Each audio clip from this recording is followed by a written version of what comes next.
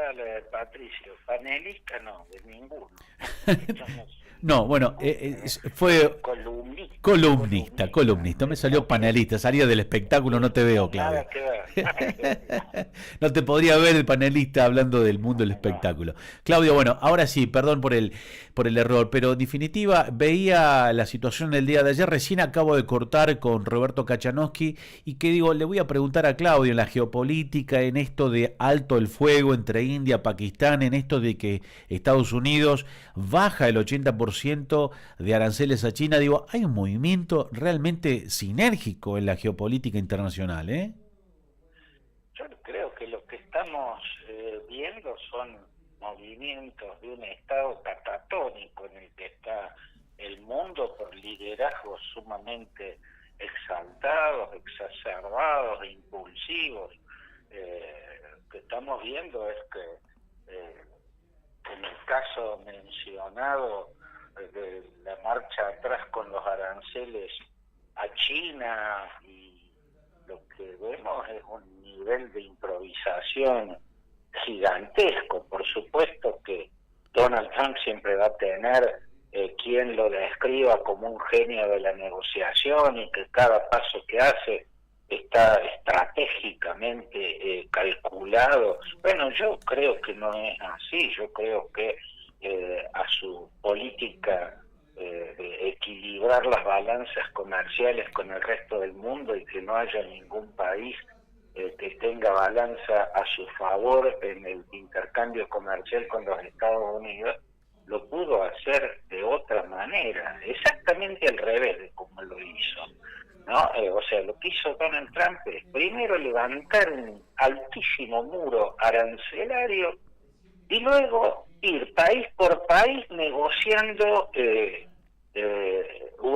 un equilibrio en la balanza comercial. Eso lo que provocó fue un desquicio en las bolsas de todo el mundo, en las finanzas del mundo. Hubo derrumbes accionarios estrepitosos, empresas que se fundieron, brokers y empresarios que saltaron de las ventanas de los rascacielos, un desastre total, ¿no? Que después empezó a equilibrar. Tomemos el caso de China. ¿Por qué no lo hizo al revés? ¿Por qué en lugar de arrancar poniendo aranceles gigantescos, no se sentó con China y le dijo, miren, ustedes están con una balanza comercial demasiado favorable para ustedes y demasiado desfavorable para los Estados Unidos? A ver cómo acordamos equilibrar esto. Y si no acordamos en esta mesa de negociación, vamos a subir nuestros aranceles a tal punto. O sea, ¿por qué no empezó por negociar? Y en todo caso, si le dicen que no a lo que pretende, ahí pone los aranceles. O sea, no, lo viste muy prepotente, claro, lo viste muy prepotente. Lo hizo, pero que además no sirve hacer las cosas así, porque lo único asegurado es que provoca un tembladeral financiero gigantesco, un caos en la economía global, para después salir a solucionarlo. No, es un método horrible y negligente. La cuestión es al revés. Voy y me siento con cada uno de los países y le digo, mira, o llegamos a este acuerdo o yo te pongo aranceles de tanto. Claro. ¿No es cierto? Entonces se parte de la posibilidad de evitar los aranceles. Él hizo al revés. Primero puso los aranceles y después se sentó a conversar. O sea, primero le pegó 50 sopapos y le dejó un ojo en compota, y después le sonrió, le guiñó un ojo y le dijo, ¿querés ser mi amigo? Es absurdo plantear las cosas de ese modo. Es una violencia ególatra que generó, como decías vos, el derrumbe estrepitoso y hasta inclusive el cese de algunas empresas, que esto le provocó un derrumbe en sus acciones y todo. Ahora, te pregunto algo que podría llegar a venir y tal vez será materia del análisis de los economistas, de esto que vuelve a ser, como decís vos, a la inversa de lo que debería haber sido, o en este caso, hablando de potencia como Estados Unidos y China, pensando en este acuerdo de que se le bajó el 80% a China. ¿Habría una buena veña para lo que está haciendo en este momento nuestra producción agrícola con la venta de grano al mundo? ¿Esto podría llegar a generar el alza el precio del grano? No, bueno, ese ese es un tema para hablar con un economista. Yo soy politólogo. Bueno, pero digo, Hablando en la apertura. Lo que sí podemos ver es un método. Claro. El método es primero primero dar el golpe y después ofrecer la amistad. Claro. Entonces, lo que cabe esperar es que sí, posiblemente después se pueda negociar, pero arrancó poniendo aranceles. Lo único que no le puso aranceles a Rusia. Al único que exactamente. A Vladimir Putin, al único que no le puso aranceles. Ahora, no, Claudio, sistemático, sí. su sintonía con Rusia es sistemática. Es sistemática, sí, la verdad. El mundo que viene, esto que me lo decís de una manera tan didáctica, porque me contás cómo debería haber sido las formas, que no son otras que las mismas que tenemos en los valores cada uno. Digo, si uno va a un lugar e impone su impronta, es muy posible que eso tenga un efecto colateral, que es lo que estabas contando vos. Digamos, uno piensa en Estados Unidos, uno piensa en la forma de cómo va a demandar el nuevo, en este caso, administrador de Estados Unidos, y lo hizo al revés para después, como decís vos, le pegó 50 sopapos, lo dejó un ojo en compota, y después lo acarició y le dijo, quédate tranquilo, te voy a cobrar el 30. Mirando así en el alto el fuego, digamos, hay un movimiento que te suena raro, digamos, del mundo en este nuevo tiempo. Hay muchos movimientos que suenan muy raros y muy preocupantes. Creo que el hecho de que el Papa León XIV haya iniciado su pontificado proclamando o reclamando el fin de las guerras, bueno, es un señalamiento que muestra una preocupación. Él mencionó la guerra en la Franja de Gaza y la guerra en Ucrania, donde sí tuvo el mérito de haber señalado a Rusia como el iniciador, o sea, haber señalado la guerra que comenzó con la invasión de Rusia, o sea, la guerra que Rusia provocó al invadir Ucrania.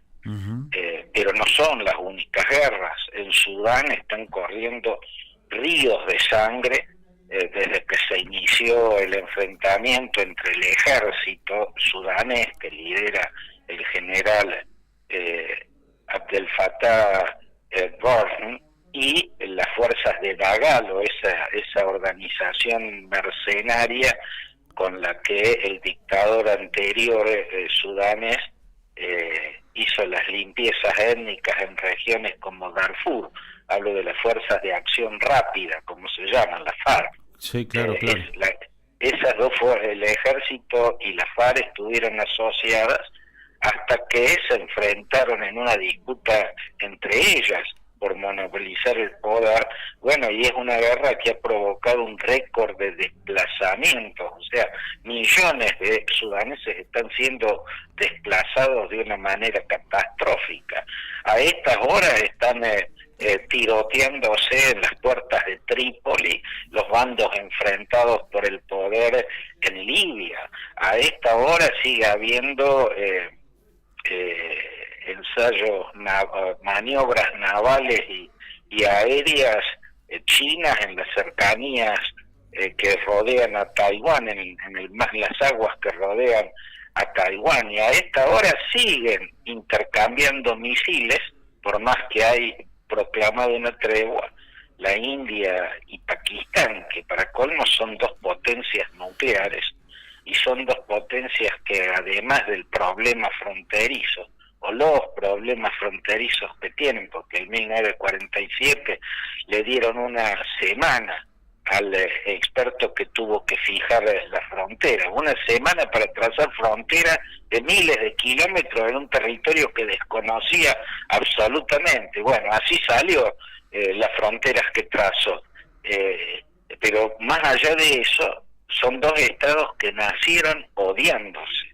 En 1947, tanto el estado que reclamó Mohamed Jinnah y Zulfikar Ali Bhutto, los dos líderes de los musulmanes, reclamaron un estado para los musulmanes, como la India, por entonces liderada por el Pandit Nehru y con mayoría absoluta de población hinduista, Bueno, son dos estados que nacieron odiándose y tuvieron 4 guerras entre ellos. La primera estalló en el mismo año del nacimiento de los dos estados, en 1947. La segunda fue ya por Cachemira, en 1965, esta región tan disputada por ambos. Después vino la guerra del 71, que fue por la independencia de Bangladesh. Bangladesh era el Pakistán oriental. El Estado pakistaní nace como un país con discontinuidad territorial, algo así como sería un Estado palestino si naciera hoy en Cisjordania y en Gaza, ¿no? Los territorios no están unidos, están desconectados, son discontinuos. Así nació Pakistán, y el liderazgo de Indira Gandhi en los últimos años de la década del 60 empezó a fogonear el independentismo, en lo que hasta entonces se llamaba Pakistán Oriental, que se levantó en armas y estalló la guerra del 71, en la cual la India apoyó a los independentistas de Pakistán Oriental y se separaron de Pakistán y nació Bangladesh.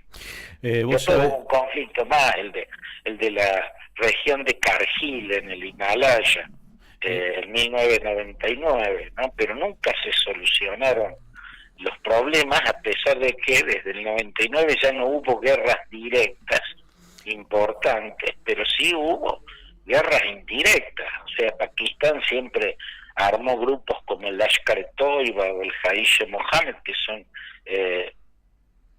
anti-indias, que se valen del terrorismo. Claro. Y la India siempre apoyó organizaciones como el Tarek-e-Talibán, que es muy muy fuerte en sus bastiones en el Valle de Swat, en Pakistán, y también el Ejército de Liberación de Baluchistán. Siempre fueron guerras indirectas, pero guerra al fin. Bueno, ahora han estallado en un conflicto directo bastante feo, porque están intercambiando misiles de manera bastante grave. Yo siempre digo, Claudio, y tómalo bien, que admiro y extraño de que estés en la pantalla grande, hasta me encantaría producirte, porque si hay algo que siempre he aprendido cuando he tenido la oportunidad de escucharte en mi caminar, tanto sea en radio o en televisión, o cuando te veo, es tratar de admirar a quienes realmente han leído, han preparado un camino de enseñanza, de conocer cómo es el mundo. En 3 minutos me has dado un panorama de cómo es el desarrollo de este conflicto bélico de poder que hace a la historia, y por eso mismo hoy tenemos estos, no entretelones, sino tenemos estos escenarios que nos depara el mundo que viene. De verdad, Claudio, me encantaría, es más, cuando no te tengo al aire, siempre trato de reflejar tu ejemplo, porque es un poco el tratar de entender la historia, y eso es un agradecimiento que tengo profundamente contigo, de admirar a quienes se han preparado. La verdad, recién se lo dije a Roberto Kachanowski, que con neumonía me dio una nota, y también intercambia esto que yo considero que estamos en el interior, y el federalismo no es simplemente no estar en la capital de las luces, sino estar tal vez concentrado en hacerle que la gente pueda entender. Eso para mí es una materia de trabajo todos los días. Bueno, te agradezco los conceptos, Patricio, y te dejo un abrazo. Hasta siempre. Un abrazo grande, gracias, Claudio, como siempre. Claudio Fantini, historiador, periodista, politólogo, una persona que conoce, sabe, y en unos minutos, si le prestó atención, es una persona que supo darle